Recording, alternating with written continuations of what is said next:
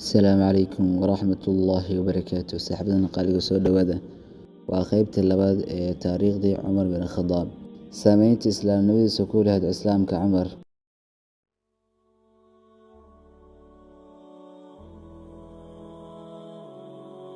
Cabdullah ibn Mascuud wuxuu dhahay, kamaanan suulay sharaf iyo xoogtan iyo markuu Cumar soo islaamay, maanan awoodi jirin inaan Kacbada ku dawaafno ilaa uu Cumar ka soo islaamay.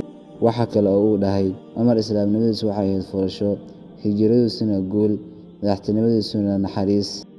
Suhayba wuxuu dhahay, markuu Cumar islaamay waxaa la iclaamiyay islaamnimadii, waxaana dadka loogu yabay si kor ah, waxaanan Kacbada u fadhiisanay xalqado. Cumar Ilaahay raalli ah ka ahaaday wuxuu islaamay sanadkii 6aad ee soo dirista Nabiga sallallahu calayhi wasallam, wuxuuna ahaa ninkii 39aad ee Islaamka. Halka culimmadu ay leeyihiin waxaa kaloo jiray 11 dumar ah iyo dad kale oo aanu Cumar xilligaas garanayn. Markuu islaamayna cimrigiisu wuxuu ahaa 27 sano jir.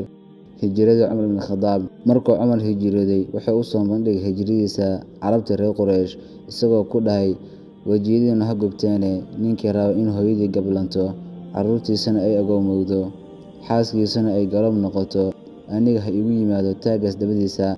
Cumar wuu baxay, cidna kamay daba imaanin. Cumar waxaa sii raacay 20 qof oo ahaa dadkii tamarta yaraa, waxaana ka mid ahaa walaalkii Zayd ibn Khadaab, Camru ibn Suraaqa, Cabdullah ibn Suraaqa, Khunays ibn Xudaafa oo ahaa wiilkii qabay inantii Cumar ee Xafsa, in adeerkii Saciid ibn Zayd ahaana saydigii, Waaqid ibn Cabdullaahi, Khawla ibn Abi Khawla, Maalik ibn Abi Khawla, Ilyaas, Khaalid, Caaqil iyo Camri. Waxayna ku degeen Quba, gaar ahaan ninka la dhaho Rufaaca ibn Caamir. Qisadii Cumar saaxiibadii. Cumar waxay ballansanay inay wada hijroodaan 2 nin oo ay saaxiibo ahaayeen, waana Cayaash ibn Rabiica iyo Hishaam ibn Caas ibn Waa'il. Waxayna ku ballameen inay meel tog ah iskugu yimaadaan. Haddii ruux ka mid ah la waayana uu yahay qofkaasi mid la xabisay. Dabcan waxaa goobta iskugu yimid Cumar iyo Cayaash.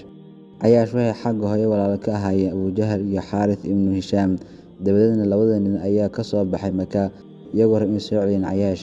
Waxayna yimaadeen Madiina, waxayna la kulmeen Cayaash, waxayna ku dhaheen, Cayaashow, hooyada waxay ku nadartay inaanay bacaadka ka kacayn, sidoo kalena aanay timaheeda feerayn intuu Cayaash ka soo laabanayo mooyaane. Cayaash wuu rumaystay. Markaas ayuu Cumar ku dhahay, ha raacin 2 nin Cayaashow. Haddii hooyada ay iska dayso feerashada, ayadaa qasab ku feerayn. Marka injirtu timaheeda gasho, bacaadkana way ka kici markay kulaylka dareento. Balse Cayaash waa diiday oo wuxuu ku adkaystay inuu raaco 2 nin. Kadibna Cumar ayaa ku dhahay, haddaba waxaad kaxaysataa awrkaygan, oo haddii aad dareento khiyaano kaga soo baxso nimanka. Cayaash wuxuu soo raacay 2 nin, balse Abu Jahl ayaa intii jidka lagu jiro ku dhahay, Cayaashow, walaal, awrkaygii waa gaabiyey, ee ii fadhiisii awrkaaga aan kula fuule. Kadibna intuu soo fuulay ayuu ninkii qabtay, waana la xiray, waxaana la geeyey Maka, waana la fidneeyey oo wuxuuna ajiibay fitnadii. Muddo kadib ayuu Cumar warqad u soo diray saaxiibkii, isagoo ku leh, akhriso aayaddan ku taal warqaddan, oo dib ugu soo laabo fitnadii gaalnimada ahayd. Aayaddu waxay ahayd aayadda uu Ilaahay subxaanahu wa tacaala ku qeexayo inuu dhaafayo dhammaan dembiyada hadduu addoonku toobad keeno. Cumar ibn Khadaab iyo Qur'aanka oo waafaqay aragtidiisii. Cumar, Ilaahay raalli ah ka ahaaday, wuxuu ku caan ahaa in aayado badan soo degeen oo waafaqaya aragtidiisa.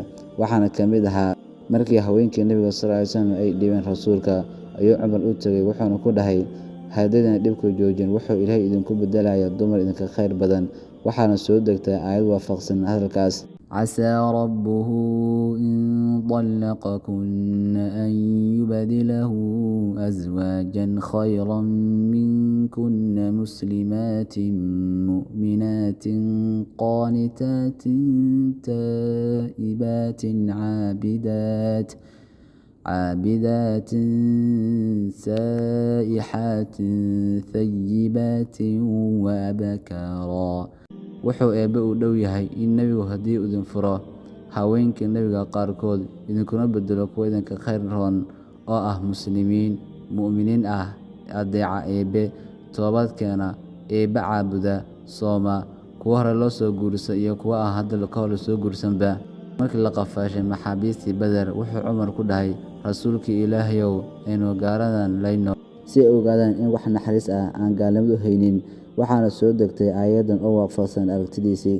ما كان لنبي أن يكون له أسرى حتى يثخن في الأرض تريدون عرض الدنيا والله يريد الآخرة والله عزيز حكيم kuma habboona nebi inay u ahaato kuwa la qafaashay intuu kaga jilciyo dhulka dhexdiisa gaalada waxaad doonaysaa muuqa adduunyada eebana wuxuu doonay aakharo eebana waa adkaade fal suuban